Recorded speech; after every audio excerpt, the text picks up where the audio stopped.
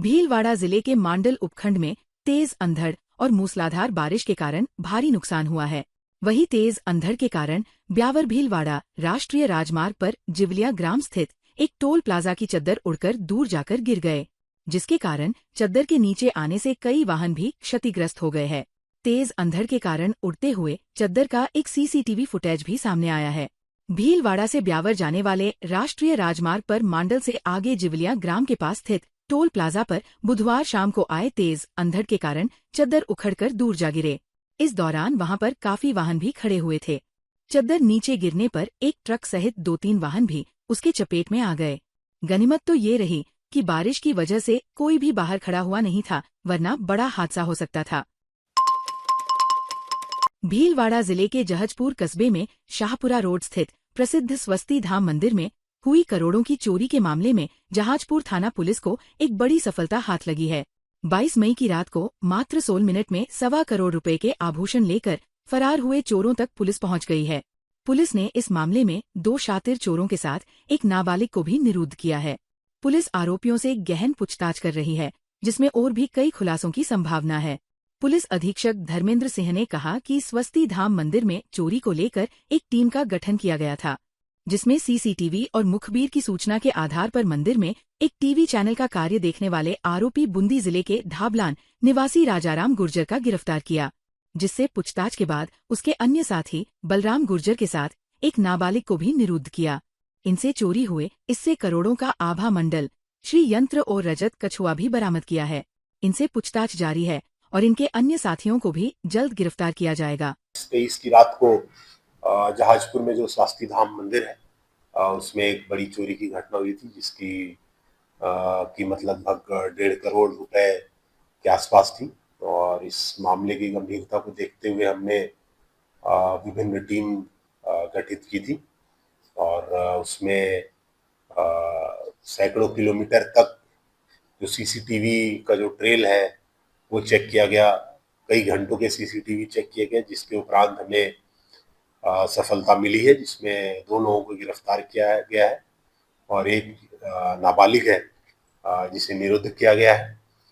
इसमें जो राजाराम उर्फ राजू राज गुजर जो स्वस्ति धाम में ही चैनल का काम करता था, उसने ये पूरी घटना रची थी और अपने गांव से 2 लड़कों को बुलाकर इसको अंजाम दिया है।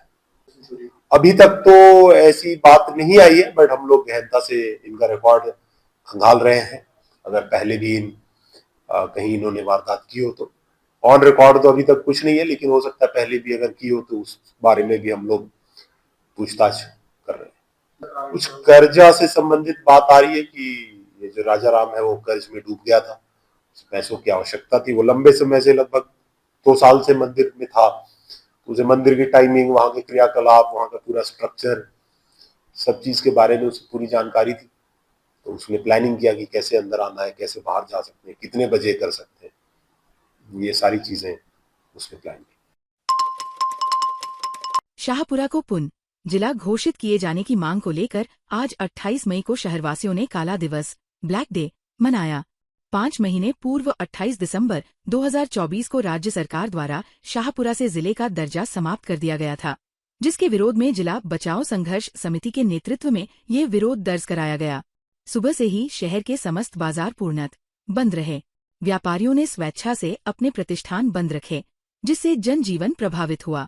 सड़कों पर सन्नाटा पसरा रहा और रोजमर्रा के कार्यों में लोगों को कठिनाई का सामना करना पड़ा। बंद को देखते हुए प्रशासन ने सुरक्षा के कड़े इंतजाम किए और जगह जगह पुलिस बल तैनात किया गया।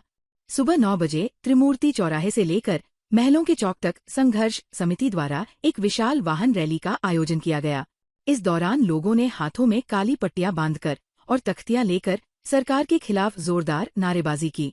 वर्तमान सरकार द्वारा 28 दिसंबर 2024 को जो शाहपुरा का जिले का दर्जा समाप्त किया गया था, तभी से शाहपुरा की जनता आंदोलनरत है और हर 28 तारीख को जो है ब्लैक डे मनाया जाता है। आज 5वां महीना पूरा हो चुका है। शाहपुरा की जनता ने ये निर्णय लिया है और व्यापार मंडल से लेकर छोटे से बड़े व्यापारी से लेकर सब्जी विक्रेता से लेकर सभी लोग वो जोरदार नाराजगी है और उनका यही कहना है कि शाहपुरा को पुलिस जिला बनाया जाए, हमारे साथ अन्याय हुआ है। भीलवाड़ा जिले की बिजौलिया थाना पुलिस ने टोपीदार बंदूक और बारूद के साथ फार्म से आरोपी को गिरफ्तार किया।